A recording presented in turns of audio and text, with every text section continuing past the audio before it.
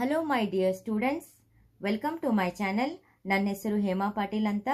ಇವತ್ತಿನ ವಿಡಿಯೋದಲ್ಲಿ 10ನೇ ತರಗತಿ ಗಣಿತ ನಿರ್ದೇಶಾಂಕ ರೇಖಾಗಣಿತದಲ್ಲಿ 3 ಅಂಕದ ಒಂದು ಪ್ರಶ್ನೆ ಕಂಪಲ್ಸರಿ ಬಂದೇ ಬರುತ್ತದೆ. ಅದಕ್ಕಾಗಿ ಇವತ್ತು 3 ಅಂಕದ ಒಂದು ಪ್ರಶ್ನೆಯನ್ನು ನಾನಿಲ್ಲಿ ಬಿಡಿಸಿ ನಿಮಗೆ ಹೇಗೆ ಬಿಡಿಸಬೇಕು ಅನ್ನೋದನ್ನು ಒಂದು ಪ್ರಶ್ನೆಯನ್ನು ಇಲ್ಲಿ ಬಿಡಿಸಿದ್ದೇನೆ. ಅದನ್ನು ನೋಡೋಣ. ಈಗ 3 ಅಂಕದ ಒಂದು ಪ್ರಶ್ನೆ ಯಾವುದಪ್ಪ ಅನ್ನೋದನ್ನಿಲ್ಲಿ ನೋಡಿಕೊಳ್ಳೋಣ. ಇದು ಮಾದರಿ ಪ್ರಶ್ನೆ ಪತ್ರಿಕೆ 2025-26ರಲ್ಲಿ ಬಂದಿರುವಂಥ ಒಂದು ಪ್ರಶ್ನೆ ಆಗಿದೆ. ಇದು ಹೇಗೆ ಬಿಡಿಸೋದು ಇಂಪಾರ್ಟೆಂಟ್ ಇದೆ. ಕೊನೆ ತನಕ ನನ್ನ ವಿಡಿಯೋವನ್ನು ನೋಡಿ. ತ್ರಿಭುಜ ABCಯ 3 ಶೃಂಗಗಳ ನಿರ್ದೇಶಾಂಕಗಳು ಕ್ರಮವಾಗಿ A 7 2, B 9 10, C 1,4 ಆಗಿವೆ. ಹಾಗೂ E ಮತ್ತು F ಗಳು ಕ್ರಮವಾಗಿ AB ಮತ್ತು ACಗಳ ಮಧ್ಯಬಿಂದುಗಳಾದರೆ EF = 1/2BC ಎಂದು ದೂರ ಸೂತ್ರದ ಸಹಾಯದಿಂದ ಸಾಧಿಸಿ ಅಂತ ಬರೀ ನಿಮಗೆ ಪ್ರಶ್ನೆ ಕೊಟ್ಟಿರ್ತಾರೆ. ಈ ಥರ ನಾವು ಇದನ್ನೇನು ಮಾಡ್ಕೋಬೇಕು, ಚಿತ್ರವನ್ನು ಮಾಡ್ಕೊಳ್ಬೇಕು. ನೋಡೋಣ ಈಗ ಚಿತ್ರ ಹೇಗೆ, ಪ್ರಶ್ನೆ ಪ್ರಕಾರ ನಾವು ಚಿತ್ರ ಹೇಗೆ ಬಿಡಿಸಬೇಕು ಅನ್ನೋದನ್ನು ಇಲ್ಲೇ ನೋಡ್ಕೊಳ್ಳೋಣ. ಫಸ್ಟ್ ತ್ರಿಭುಜ ABC, ನಾವು ತ್ರಿಭುಜ ABCಯನ್ನು ತೆಗೆದುಕೊಳ್ಳೋದು. ಆಮೇಲೆ ಆ ತ್ರಿಭುಜ ABC 3 ಶೃಂಗಗಳು ಯಾವುದು? A B C 3 ಶೃಂಗಗಳಾದವು. ಹೌದಾ? ಈಗ ಆ 3 ಶೃಂಗಗಳನ್ನು ಕ್ರಮವಾಗಿ ನಮಗೆ ಕೊಟ್ಟಾರ. A 7,2, B 9,10, C 1,4. ಮೊದಲಿದ್ದು ಈ ಥರ ಮಾಡ್ಕೊಳ್ಳೋದು. ಆಮೇಲೆ ಹಾಗೂ E ಮತ್ತು F ಗಳು ಕ್ರಮವಾಗಿ AB ಮತ್ತು ACಗಳ ಮಧ್ಯಬಿಂದುಗಳಾದರೆ ಇಲ್ಲೇ ನಾವು ABಗೆ ಮತ್ತು ACಗೆ 2 ಮಧ್ಯಬಿಂದುಗಳನ್ನು E ಮತ್ತು F 2 ಮಧ್ಯಬಿಂದುಗಳಾಗಿ ತೆಗೆದುಕೊಳ್ಬೇಕು. ABಗೆ ಮತ್ತು ACಗೆ ABಗೆ E ಅಂತ ಒಂದು ಮಧ್ಯಬಿಂದು, ACಗೆ F ಅಂತ ಒಂದು ಮಧ್ಯಬಿಂದುವನ್ನು ತೆಗೆದುಕೊಂಡು ಅದನ್ನು E x1 y1 F x2 y2 ಅಂತ ಬರೆದುಕೊಳ್ಬೇಕು. ಆಮೇಲೆ ನಾವು ಏನು ಕಂಡು ಹಿಡಿಬೇಕಪ್ಪ ಈಗ ಅಂದ್ರೆ EF = 12BC ಎಂದು ದೂರ ಸೂತ್ರವನ್ನು ಇಲ್ಲಿ ಬಳಸಬೇಕು. ಈಗ ನಾವು ಒಂದೊಂದಾಗಿ ಲೆಕ್ಕವನ್ನು ಬಿಡಿಸ್ತಾ ಹೋಗೋಣ. ಫಸ್ಟ್ ನೋಡಿ, ನಾವೀಗ ಈ ಬಿಂದುವಿನ ನಿರ್ದೇಶಾಂಕಗಳನ್ನು ಕಂಡುಹಿಡ್ಕೊಳ್ಳೋಣ ಮತ್ತು F ಬಿಂದುವಿನ ನಿರ್ದೇಶಾಂಕಗಳನ್ನು ಕಂಡುಹಿಡ್ಕೊಳ್ಳೋಣ. ಮೊದಲ ಫಸ್ಟ್ ಈ ಬಿಂದುವಿನ ನಿರ್ದೇಶಾಂಕಗಳು ಅನುಪಾತ ಮಧ್ಯಬಿಂದು ಸೂತ್ರವನ್ನು ಹಚ್ಚಿ ಇಲ್ಲೇ ಈ ಬಿಂದುವಿನ ನಿರ್ದೇಶಾಂಕ ಕಂಡುಹಿಡಿಬೇಕಾದ್ರೆ ಈ ಬಿಂದುವಿನ ನಿರ್ದೇಶಾಂಕಗಳು ಅಂತ ಹೇಳಕ್ಕೆ ಬರ್ಕೊಂಡು A ಮತ್ತು B, ಈ ಬಿಂದು ಇದೈತಲ್ಲ, ಅದಕ್ಕೆ ಈ ಗೆರೆಯಲ್ಲಿರುವಂಥ A ಮತ್ತು B ಇವು ನಿರ್ದೇಶಾಂಕಗಳನ್ನು ತೆಗೆದುಕೊಳ್ಳೋಣ. A ಮತ್ತು B ಅಂತ ಇಲ್ಲಿ ಬರ್ಕೊಂಡೇನಿ. ಇದು x1 y1, ಇದು x2 y2 ಅಂತ ಬೆಲೆಗಳಾಗಿ ತಗೊಂಡ್ಕೊಂಡು, ಆದ್ದರಿಂದ P of xy = ಮಧ್ಯಬಿಂದುವಿನ ಸೂತ್ರ x1 + x2 / 2 y1 + y2 / 2 ಅಂತ ಸೂತ್ರ ಬರ್ಕೊಂಡು ಈಗ ನಾವು E of x1 y1 ಕಂಡುಹಿಡಬೇಕು. ಈ ಬೆಲೆಗಳು ಈನ ಬೆಲೆಗಳನ್ನು ನನಗೆ ಗುರ್ತಿಲ್ಲಲ್ಲ, x1 y1 ಬರ್ದೇನಲ್ಲ, ಅದನ್ನೇ ಕಂಡುಹಿಡ್ಕೋಬೇಕಾದ್ರೆ ನಾನೀಗ ಈ ಬೆಲೆಗಳನ್ನು A ಮತ್ತು Bಗಳ ಬೆಲೆಗಳನ್ನು ಈ ಸೂತ್ರದಲ್ಲಿ ಹಾಕ್ಕೊಳ್ತೇನೆ. ನೋಡ್ರಿ ಇಲ್ಲೇ x1 + x2 ಅಂದರೆ ಏನು ತಗೊಳ್ಬೇಕು ನಾನಿಲ್ಲೇ? x1 ಅಂದರೆ ನಾನೀಗ ಏನು ತಗೊಳ್ಬೇಕು? 7 ತಗೋಬೇಕು. x2 ಅಂದ್ರೆ 9 ತಗೋಬೇಕು. y1 ಅಂದ್ರೆ 2 ತಗೋಬೇಕು. y2 ಅಂದ್ರೆ 10 ತಗೋಬೇಕು. ಇವು ಬೆಲೆಗಳನ್ನು ತಗೊಳ್ಬೇಕು. ಆದ್ದರಿಂದ x1 ಅಂದರೆ 7 + x2 ಅಂದರೆ 9 / 2. ನೋಡಿ ಇಲ್ಲೇ ಚಿತ್ರದಲ್ಲಿ ತೋರಿಸ್ತೀನಿ. x1 ಅಂದರೆ 7, x2 ಅಂದ್ರೆ 9.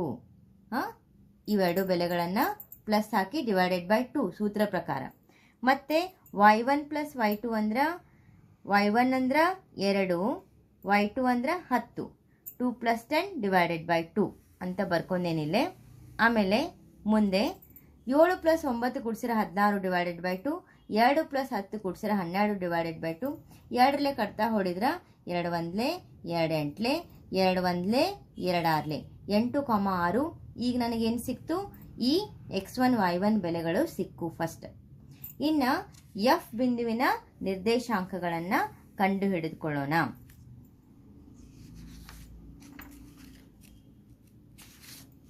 ಇನ್ನು ನೆಕ್ಸ್ಟ್ ನೋಡಿ, ಇದೇ ಲೆಕ್ಕ ಕಂಟಿನ್ಯೂ ಆಗ್ತದ.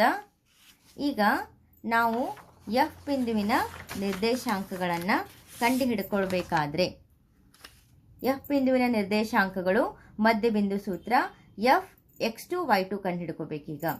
ಆದ್ದರಿಂದ ಸೂತ್ರ ಹಾಕೋಣ. ಮಧ್ಯಬಿಂದು ಸೂತ್ರ x1 + x2 / 2, y1 + y2 / 2 hole bracket close. ಈಗ x1 x2 ಯಾವ ಬೆಲೆಗಳನ್ನು ತಗೊಳ್ಬೇಕು ಅಂತಂದರೆ, ಇಲ್ಲಿ ನೋಡಿ ಲೆಕ್ಕದ ಪ್ರಕಾರ ಈಗ ಎಫ್ ಬಿಂದುವಿನ ನಿರ್ದೇಶಾಂಕಗಳು ಕಂಡುಹಿಡಿಯಬೇಕಾದ್ರೆ ನಾವು ಎ ಮತ್ತು ಸಿಗಳ ಬೆಲೆಗಳನ್ನು ಇವನ್ನೆರಡು ತಗೋಬೇಕು. ಎ 7.2 ಇದು x1 y1 ಬೆಲೆ ಆಯಿತು. ಸಿ 1.4 ಇದು x2 y2 ಬೆಲೆ. ಆದ್ದರಿಂದ x1 + x2 ಅಂದರೆ ಏನು ತಗೋಬೇಕು? 7 + 1 ತಗೋಬೇಕು. y1 + y2 ಅಂದರೆ ಏನು ತಗೋಬೇಕು? 2 + 4 ತಗೋಬೇಕು. ಯಾಕಂದರೆ ನಮ್ಗೆ ಇದು ಬೆಲೆ ಕಂಡುಹಿಡಿಯಬೇಕಲ್ಲ ಈಗ ಎಫ್ನ ನಿರ್ದೇಶಾಂಕಗಳು. ಆದ್ದರಿಂದ ಇಲ್ಲಿ ನಾನು ಬೆಲೆಗಳನ್ನು ಏನು ಹಾಕೊಂಡಿನಿ? 7 + 1 / 2, 4 + 2 / 2.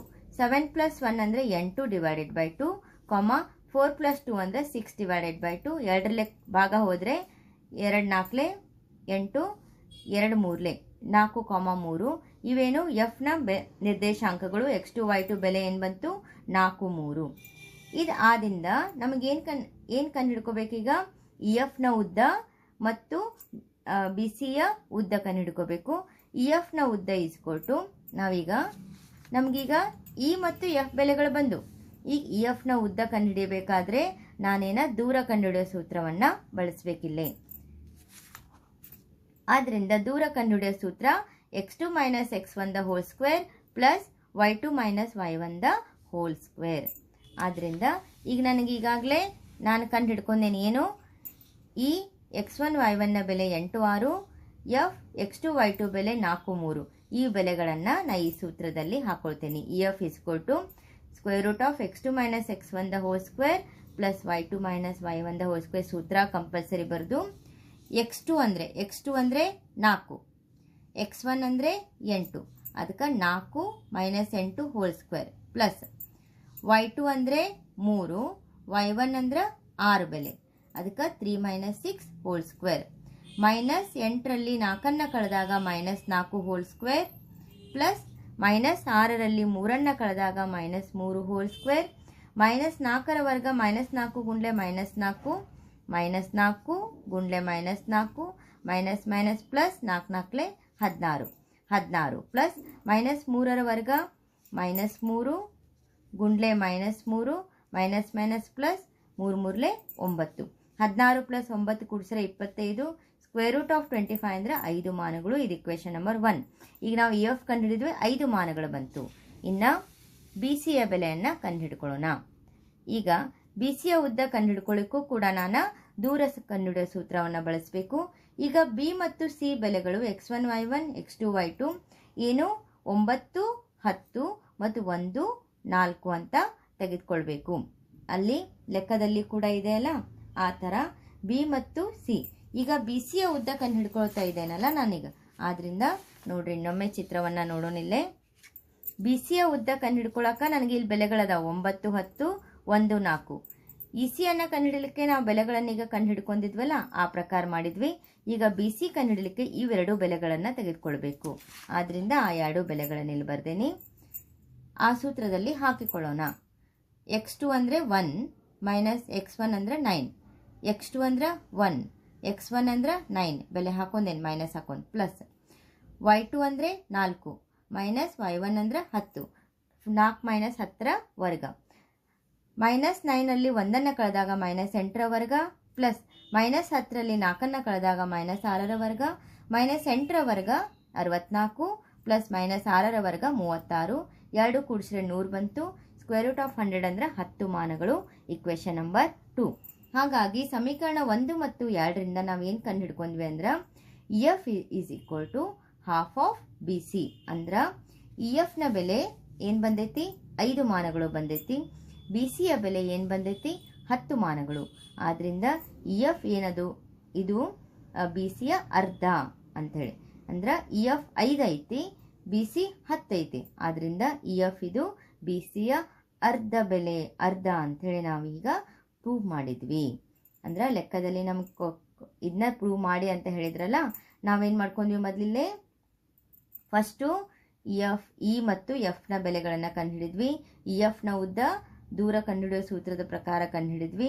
ಬಿ ಸಿ ಆಲ್ರೆಡಿ ಚಿತ್ರದಲ್ಲಿ ಇದೆ. ಬಿ ಸಿಯ ಬೆಲೆಗಳನ್ನು ಹಾಕಿ ಬಿ ಸಿ ಕಂಡುಹಿಡ್ಕೊಂಡಾಗ ಬಿ ಸಿ 10 ಬಂತು, ಇ ಎಫ್ 5 ಬಂತು.